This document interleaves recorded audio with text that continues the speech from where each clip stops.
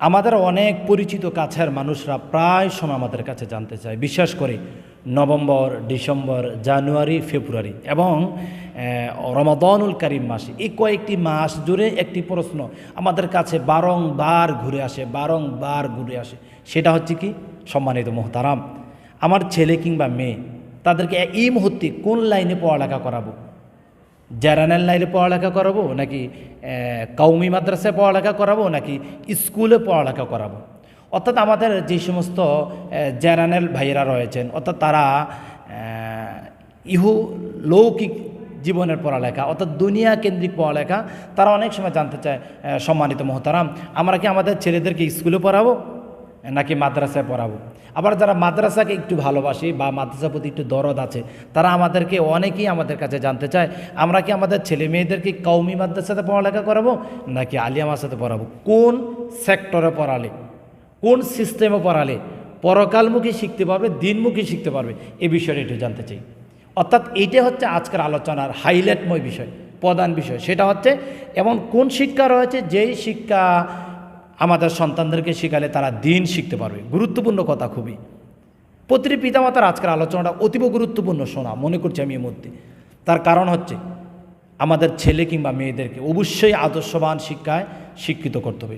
এ বিষয়ে আমার কয়েকটি পরামর্শ থাকবে। এক নম্বর হচ্ছে, আপনি যদি চান আপনার ছেলে কিংবা আপনার মেয়েকে জেনারেল লাইনে পড়ালেখা করাবেন, অর্থাৎ জাগতিক শিক্ষায় আপনি পড়ালেখা করাবেন, আপনার জন্য আমার খুবই ভেরি ইম্পর্ট্যান্ট পরামর্শ থাকবে। সেটা হচ্ছে, আপনি যখন চিন্তা করেন আপনার ছেলেকে জেনারেল লাইনে পড়ালেখা করাবেন, সেই ক্ষেত্রে আপনার ছেলে কিংবা মেয়েকে প্রথমে আপনি নুরানি শিক্ষায় শিক্ষিত করবেন। আপনি যেন একজন মুমিন, আপনি যেন একজন মুসলমান, আপনার ছেলেকে আপনি নুরানি শিক্ষায় শিক্ষিত করবেন। অর্থাৎ নুরানি শিক্ষা বলতে বেসিকলি যেই কোরআন শেখা দরকার, বেসিকলি যে হাদিস শেখা দরকার, এগুলো যেমন তার প্রাথমিক পর্যায়ে থাকে। সে সালাত পড়তে পারে, সে রমাদানুল কারীমের সিয়ামের ডিসিপ্লিন জানে, সে হজের ডিসিপ্লিন জানে, সে কোরআনুল কারীম সহি করে পড়তে পারে, বা অন্যান্য আনুষঙ্গিক ডিসিপ্লিনগুলো তার জানা থাকে। এরকম কেন্দ্রিক আপনাদের ছেলে কিংবা মেয়েদেরকে অবশ্যই পড়াতে হবে।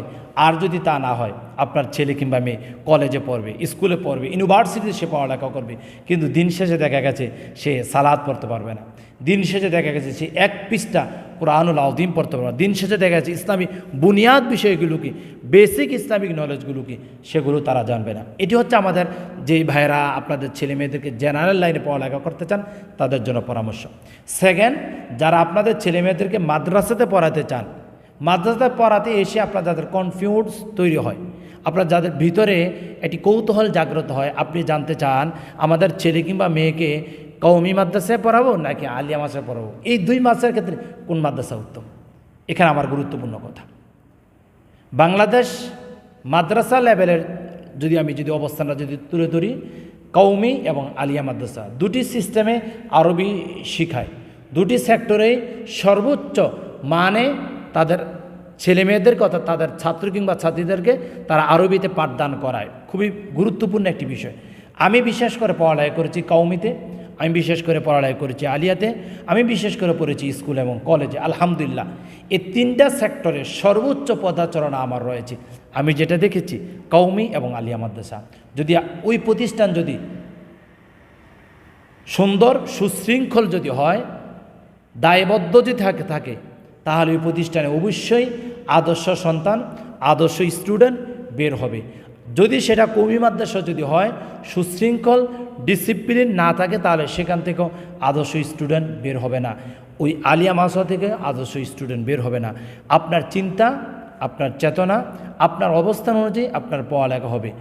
প্রতিটি কওমি, প্রতিটি আলিয়া মাদ্রাসায় আপনার সন্তানদেরকে আদর্শবান স্টুডেন্ট বানানোর ব্যাপারে, আদর্শ হক্কানি আলেম বানানোর ব্যাপারে তারা সচেষ্ট পরিশ্রম করে থাকে, শতভাগ তারা পরিশ্রম করে থাকে, যেটা কখনো আমি বর্ণনা করে শেষ করতে পারবো না।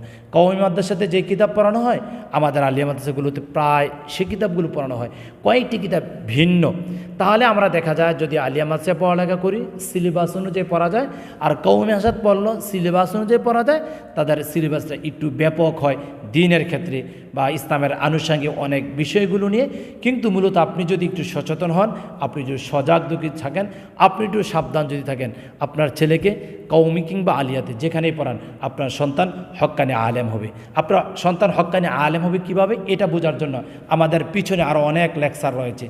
একজন আলেম কিভাবে হক্কানি হবে, একজন আলেম কিভাবে শ্রেষ্ঠ আলেম হবে, এই বিষয়ে আমাদের আরও অনেক কথা রয়েছে, অনেক টপিকস রয়েছে, অর্থাৎ ভিডিও রয়েছে, সেগুলো আপনারা দেখবেন। আশা করি আজকের আলোচনা থেকে আপনাদের সন্তানদের কোন লাইনে পড়ালেখা করে আদর্শবান সন্তান হবে সেটা জানতে পেরেছেন। আল্লাহ সুবহানাহু ওয়া তাআলা আমাদের সকলের সন্তানদেরকে দ্বীনের পথে চলবার তৌফিক দান করুক। আল্লাহুম্মা আমিন।